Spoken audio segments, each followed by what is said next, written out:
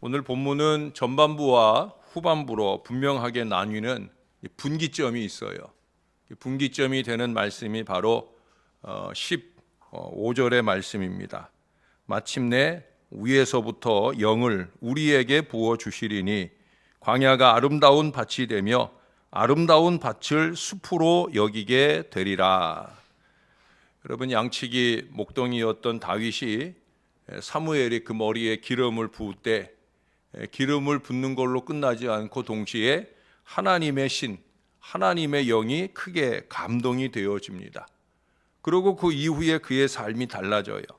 그는 수금을 타면 악신이 물러가는 역사를 일으키고요, 신실한 믿음으로 하나님께 온전히 순종할 뿐 아니라 늘 말씀과 기도로 사는 훌륭한 왕으로 변화되는 역사를 이루게 되어집니다. 하나님의 영이 임하면 달라지는 거예요.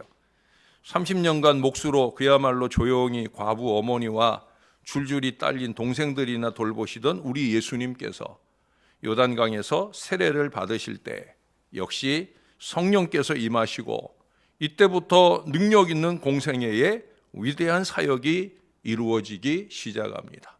예수님조차도 성령의 충만을 통해서 공적 사역의 위대한 역사를 이루셨다는 거예요.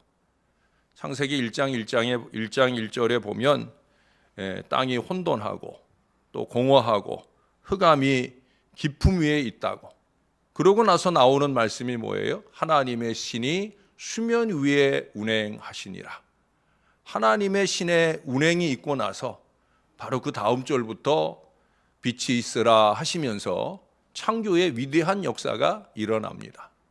하나님의 신이 운행하면, 개인이든 공동체든 하나님의 신이 강력하게 운행하면 거기에 위대한 창조와 변화의 역사가 일어나게 되어진다는 거예요. 성령 충만은 이처럼 개인의 삶의 변화를 일으킬 뿐 아니라 우리가 초대교회 성령 강림 사건 이후를 통해 알 수 있듯이 공동체 전체에도 놀라운 변화가 이루어집니다. 제가 우리 교회가 올해를 준비하면서 제가 여러분들에게 간곡히 부탁한 일이 뭐예요? 하나님이 기뻐하시는 일을 하자. 그 하나님이 기뻐하시는 일 가운데 가장 으뜸은 뭐냐면 성령 충만해지는 거예요. 초대교회가 부흥한 게 왜 그래요? 성령 충만하니까 부흥하잖아요.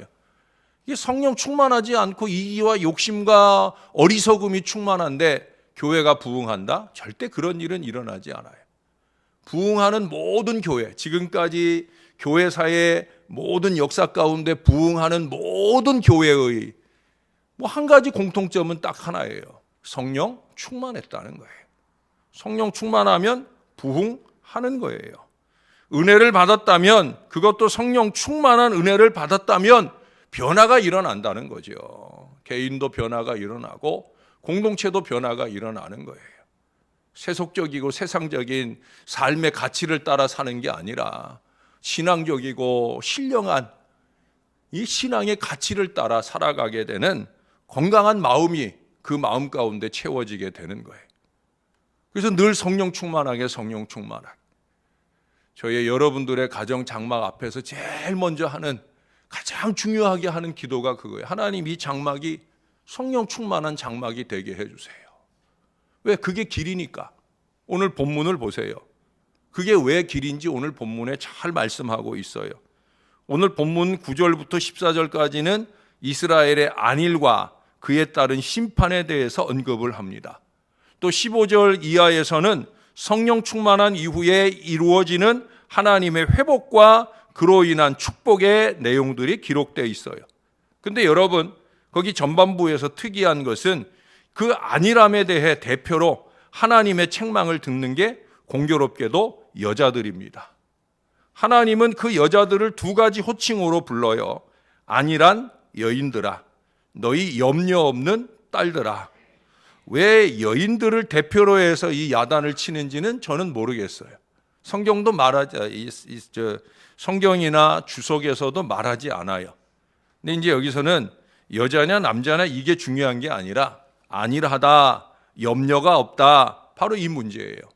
근데 어디서는 염려하지 말라시더니, 이제 뒤에 이사야 41장에도 보면 염려하지 말라 그러시더니, 여기서는 염려 없다고 책망을 하시는, 이게 좀 의아한 생각이 들지 않습니까? 안 들어요?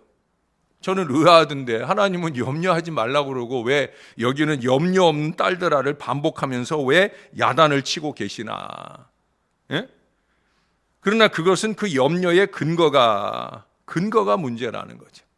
그 염려의 근거가 사태의 심각성을 깨닫지 못하는 무심함, 무식함에 근거하는 것인지, 아니면 모든 것을 우리 크신 하나님께 의뢰하였기 때문에 그런 것인지에 따라 다른 거예요. 하나님께 의뢰했다고 하면 그러면 염려하지 말아야 되는 거죠. 예? 또 아예 어리거나 또는 정신 이상자라서 그래서 모른다고 하면, 그러면 그래서 염려 안 한다고 하면 그건 다른 거예요. 알만한데, 이 정도는 기본적으로 알아야지. 그런데 염려하지 않는다는 거예요. 지금이 어느 때인데, 예? 지금이 이스라엘이 어느 때인데, 지금이 위기가 경각간에 있고 깨어 믿음의 기도로 이스라엘을 지켜야 되는데 아무 생각이 없다는 거예요. 예? 염려가 없다는 거예요. 이번 주일에도 주일 낮설교 중에 생각 없는 얘기들을 잠깐 할 텐데 생각이 없는 거예요. 믿는 사람으로 가져야 될 건강한 생각이 없다는 거예요. 충분히 깨달아 알 수 있음에도 풍족한 수확의 기대와 즐거움에 도취되어서 그 다가올 재난에 대해 예상하지 못하고 그러기에 기도로 깨어있지 못하는 이 안일함 속에 머물러 있는 것, 바로 그것이 책망의 이유인 거예요. 결국 미리 근신하고 기도하지 못한 이유로 인해서 뒤늦게 회개를 위해 베옷을 입게 될 것이고 가슴을 치는 결과에 이르게 될 것이다. 그렇게 말씀하셔요. 근데 여러분, 그때는 이미 늦은 거죠. 그것이 늦는 때가 되지 않게 하기 위해서 오늘 15절 이하의 말씀을 사실은 하고 있는 거예요. 여러분, 안일함과 무책임은 문제입니다. 수요일 저녁에도 말씀드렸잖아요. 우리는 적극적으로 책임적 존재가 되어야 된다. 사회적인 아픔이나 어려움이나 고통받는 이들을 위한 교회는 책임적 존재가 되어야 된다는 거예요.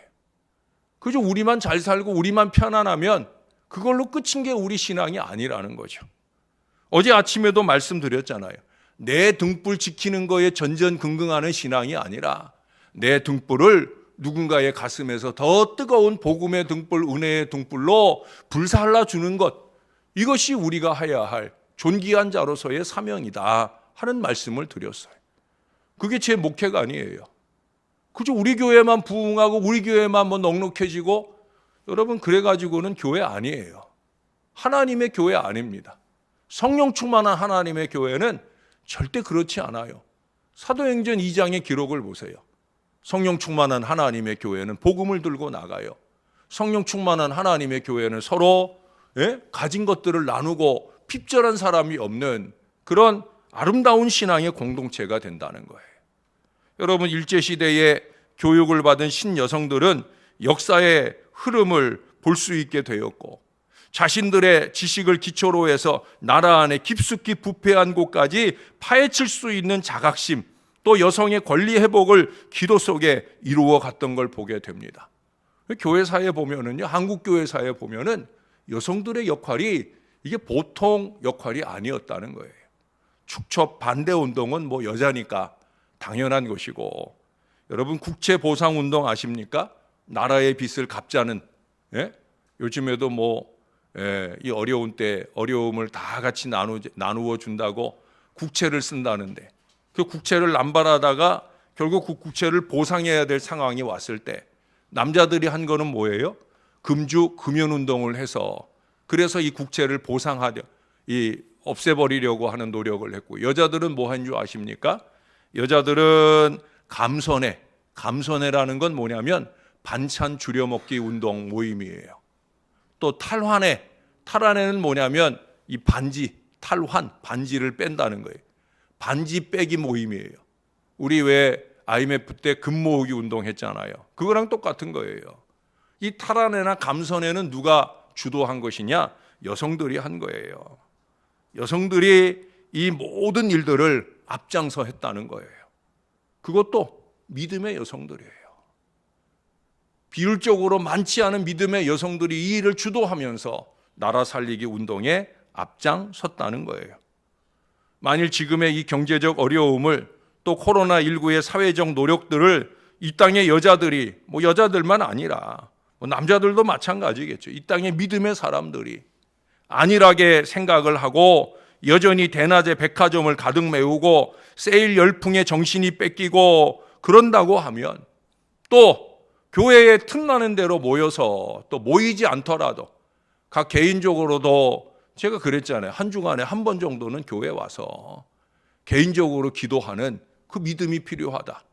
우리가 일주일에 주일도 오고 또 평일에도 수요일도 금요일도 이렇게 날마다 새벽에도 오기도 했는데 이 코로나19랍시고 일주일에 한 번도 교회 올 줄 모르고 기도할 줄 모른다고 한다면 여러분, 그것은 다가올 재난에 대한 심각성을 깨닫지 못한 어리석음이에요.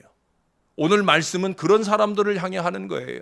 안일한 여자들아, 염려 없는 딸들아, 안일한 교인들아, 염려 없는 교인들아, 오늘 주님이 그렇게 우리로 하여금 정신 차리라고 말하고 있는 거예요. 여러분, 현재 소비의 80%가 여성에 의해 이루어진다잖아요. 그렇다고 하면 이 경제를 살리는 것도 저는 여자분들 손이라 여겨집니다. 가정경제를 손에 쥐고 있다고 흥청망청 헛되게 낭비할 것이 아니라 검약의 생활 또한 신앙적으로나 모든 점에서 부끄럽지 않은 물질의 사용의 삶이 이루어져야 된다는 거예요. 물질적인 면에서만 아닙니다. 조금 전에 말한 것처럼 신앙이 있다고 하면 이 어려운 때 우리가 뭘 해야 될까? 답은 금방 나오잖아요. 이 어려운 때 우리가 할 수 있는 일이 뭐이겠어요? 사회적 거리두기도 물론 해야 되겠죠. 그러나 그보다 우선돼서 할 일이 뭐예요? 주님 앞에 와서 기도해야 되죠. 물론 우리가 있는 모든 곳에 주님이 계시지만 그래도 내 성전 내가 지킨다 하는 마음으로 일주일에 한 번 정도는 교회를 찾고 교회 앞에 무릎 꿇고 기도할 이 믿음이 필요하지 않겠습니까? 무엇보다 중요한 것은 바로 기도하는 여성의 자리를, 기도하는 신앙의 자리를 잘 지켜야 된다는 거예요. 예? 주님이 우리를 부르시는 그 순간을 만나기까지는 우리가 주님의 제단에 와서 기도하는 일이 사명처럼 여겨지는 그 어떤 이유와 핑계도 없이 우리는 이 믿음의 사명을 감당해야 된다는 거예요. 여러분, 여기 15절 이하에 이어지는 성령 충만, 즉 영적인 긴장이 이루어지고 나서 깨어 믿음에 굳게 서서 기도하는 공동체가 이루어질 때 그때 나타나는 결과들을 거기 15절로부터 잘 말하고요. 15절 중간에 보면 뭐라 그래요? 광야가 아름다운 밭이 되며 아름다운 밭을 숲으로 여기게 되리라. 할렐루야. 부요해진다는 거예요. 예? 여러분, 우리의 영이 충만하면 우리의 삶이 부요해진다. 거기엔 또한 그 다음에 보면은 어제 1절에 말한 이 공의, 정의 이런 것들이 다 이루어진다고.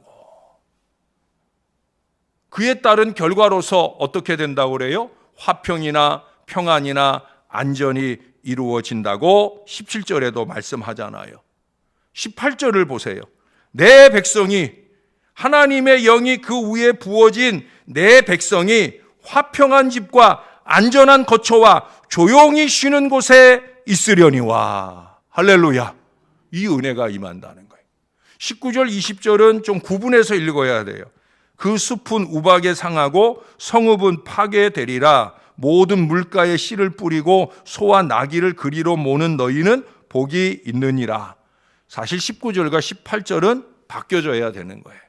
어떻게 해야 되느냐? 비록 그 숲은 우박에 상하고 성읍은 파괴될지라도 내 백성은 화평한 집과 안전한 거처와 조용히 쉬는 곳에 있을 것이며 모든 물가에 씨를 뿌리고 소와 나귀를 그리로 모는 너희는 복이 있느니라. 할렐루야. 이게 이제 제대로 이 부분을 이해하는 거예요. 19절이 뜬금없이 써 있는 것처럼 보이는데 이걸 좀 이게 성경이 써 있는 대로 이제 옮기다 보니까 그렇긴 한데 이해를 할 때는 그렇게 이해를 해야 된다. 어제 제가 읽어드리니까 이해가 되죠? 세상은 다 살기 어렵고 힘들고 괴롭고 난리가 나는데 내 백성의 집, 하나님의 영이 임한 내 하나님의 자녀들의 집은 복이 있다. 오히려 부요함이 더 풍성하게 넘치는 회복의 역사가 있겠다라고 하는 거예요. 정리하면 개인과 공동체가 성령 충만하면 변화가 일어나야 되는 거예요, 여러분. 가치관을 좀 바꿔야 된다는 거예요. 세상 사람들처럼 생각하고 말하고 행동하지 말고 좀 하나님의 사람답게 말하고 행동할 수 있어야 된다는 거예요. 내적으로는 평안함이 넘치게 되고 외적으로는 부요함이 가득하게 되어지는 것.